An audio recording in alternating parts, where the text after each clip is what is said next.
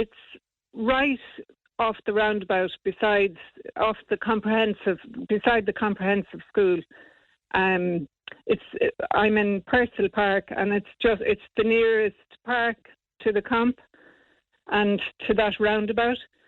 So it's a busy area, and there's an extension on the first house as you come in, and I'm not complaining about the extension, but it's just the actual junction itself is, when you're coming out of Purcell Park, you have to go out past the footpath. It's hard to explain, but the line is out past the footpath. And I just to say, I have seen a picture of this, and I'm familiar with it in Shannon. That is an issue. Take us through, Dara, what exactly happened recently, and how recently was it? Thursday evening, and it was dusk. It was just getting dark, just after 4:30. I was coming out of the park, and I'm so conscious of that junction because it's concealed, it's completely blind, both for pedestrians. Cyclists use it a lot, and like even my husband there's been a couple of incidences where 2 cyclists have gone into the side of his car. But the other day I was coming out, and it would have been head on. 2 boys were side by side on the path, and they stopped as soon as I braked. Like they knew how close it was, And we're talking two young boys. Yeah. They're like 9 or 10. Now they were just on ordinary scooters, doing absolutely nothing wrong, They wouldn't have seen me coming out. I obviously couldn't see them. So I really feel something needs to be done, Now, the extension, this junction is like that. It's the extension's there over 15 years, so it isn't a new issue, What happened? They were coming out. You obviously you're very familiar with this junction and the problems with it. So you weren't exactly going at a hectic pace. You were going quite slow. No, but I had to brake. And I was going slow. But people drive in and out of that park. It's very busy because there's the senior citizens' houses in the park. They do Meals on Wheels one day a week as well. And also, if there's a car parked outside that house, you have to go out onto the other side. So a car coming in to the park can't see, because of the other house on the corner. So I think really it probably needs road markings and signage, and it probably applies to an awful lot of the parks, because you're driving in and it's the back of the houses. So some of them have high walls at the end, when you're coming in, so you can't see. Even if it was just a wall, you'd be blind. It's still concealed. Okay, so the positioning of the footpath and the yield stop line and where it is are contributing to not just the potential danger in this moment that you went through and these young boys went through, but and I'm sure there've been other potential near misses as well. Is it a junction, Dara, that you hear a lot of complaints about or highlighted as an issue within Shannon? Do you know, it is, in the sense that, like, we talk about it in the house all the time, and how many, I'm in Purcell Park over 30 years.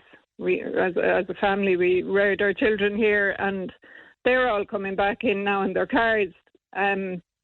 So it's like there's another generation of people coming in cars that 30 years ago would have been children and teenagers, And we're all very conscious of it, but I suppose there's so many, delivery vans coming in and out, all, posts, even for any of the services like the ambulance or the fire brigade, if there's cars parked along there, it's impossible to get in and out.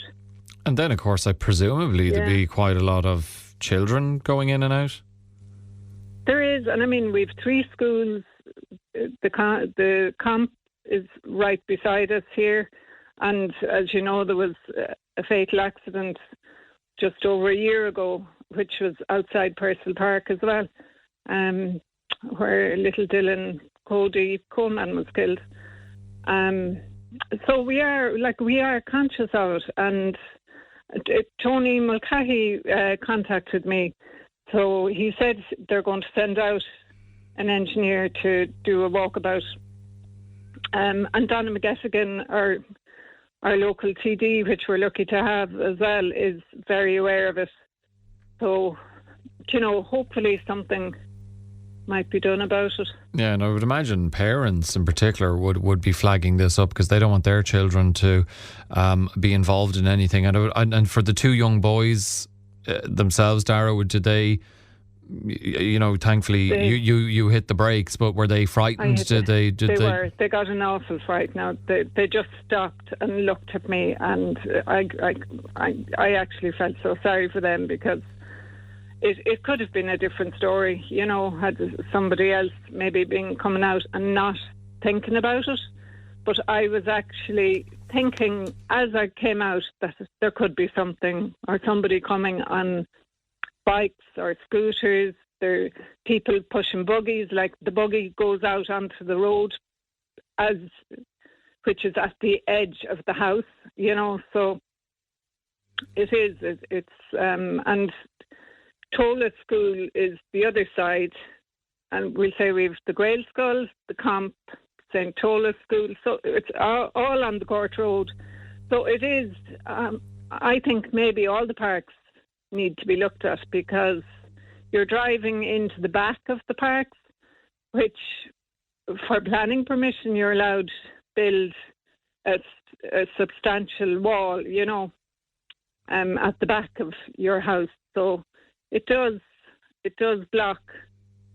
I'm not sure what they can do, but somebody suggested in the post that I put up that maybe a mirror up on a pole might help, and I could see how that might work, both for people on the path, but I think signage definitely, the warning